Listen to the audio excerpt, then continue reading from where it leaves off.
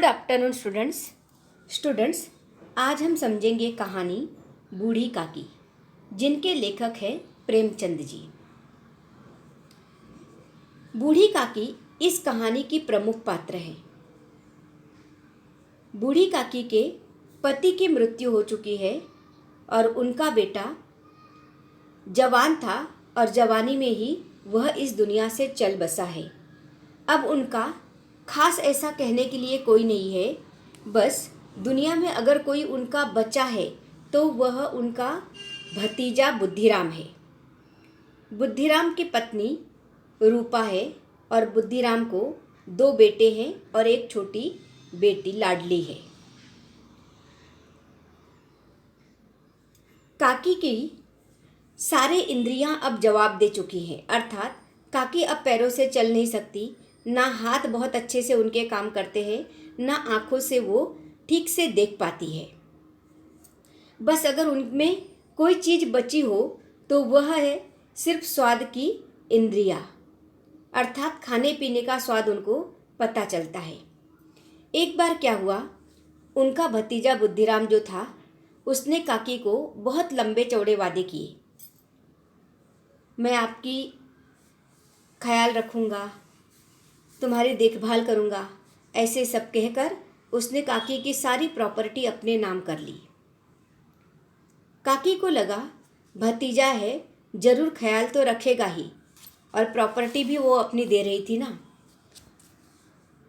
अब बुद्धिराम ने जब सारी प्रॉपर्टी अपने नाम कर ली तो बुद्धिराम और उसकी पत्नी रूपा काकी को पेट भर खाना भी नहीं देती थी, जबकि साल भर का इनकम काकी का 150 रुपया महीना भी आता था। उस समय में 150 रुपये भी बहुत होते थे। जैसे माता पिता का व्यवहार था वैसे ही देखा देखी बच्चे भी करते थे। बुद्धिराम के जो दोनों बेटे थे वो भी दोनों शरारती थे।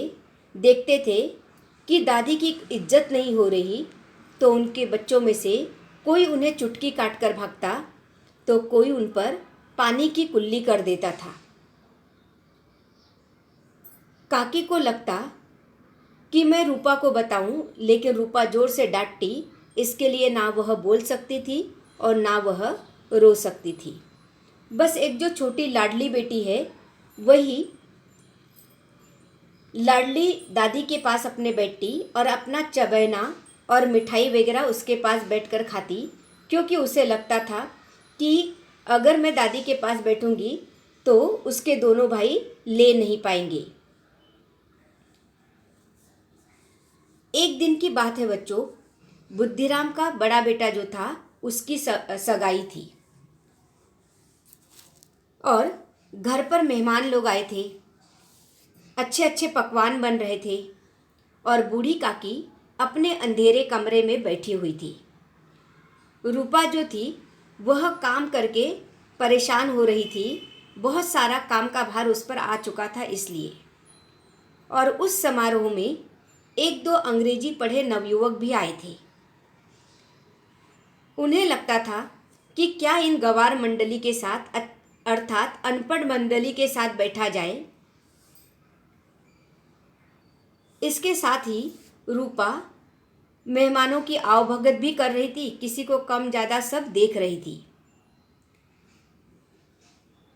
और मेहमानों के लिए खाना भी पक रहा था। एक कढ़ाई में पूड़ी कचौड़ियाँ निकल रही थी तो किसी में तरकारी पक रही थी। जब खाने की खुशबू आने लगी तो बूढ़ी काकी से रहा नहीं गया और वे सोचने लगी, इतनी अच्छी खुशबू आ रही है, लेकिन फूल की खुशबू हाथ में लेकर लेना और उपवन में जाकर, बगीचे में जाकर फूल की खुशबू लेना, इसमें फ़र्क होता है ना। अच्छा ठीक है, जाकर तो देखूं क्या क्या पक रहा है करके।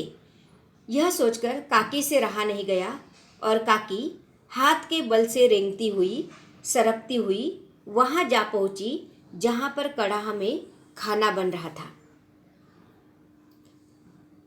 रूपा अपने काम से गुस्सा तो हो ही रही थी और उसने जब काकी को देखा कि कढ़ाई के पास बैठी है तो बस उसे बहुत गुस्सा आया और उसे जो नहीं बोलना चाहिए था वह भी उसने काकी को बोल दिया। उसने काकी से कहा, अभी भगवान को भोग नहीं लगा, मेहमानों ने खाना नहीं खाया और तुम क्या देवी हो जो तुम्हें सबसे पहले खाना दिया जाए। जाओ जाकर अपनी कोठरी में बैठो, जब घर के लोग खाएंगे तब तुम्हें भी मिलेगा। इस प्रकार उन्होंने काकी को बहुत दुत्कारा और झाड़ा। काकी फिर से रेंगती सरकती अपने कमरे में गई और जाकर सोचने लगी। सही तो कह रही थी रूपा, अभी मेहमानों ने खाना नहीं खाया, भगवान को भोग नहीं लगा, तो फिर मुझे इतनी जल्दी नहीं करनी चाहिए थी। सबके सामने इज्जत उतर गई, लेकिन अब मैं भी जब तक मुझे रूपा या घर का कोई खाना खाने के लिए बुलाने नहीं आएगा तब तक मैं खाने के लिए नहीं जाऊंगी। यही सोचकर वे गाना गाती रही। अपने मन के मन में ही धीरे धीरे गाना बुदबुदा रही थी।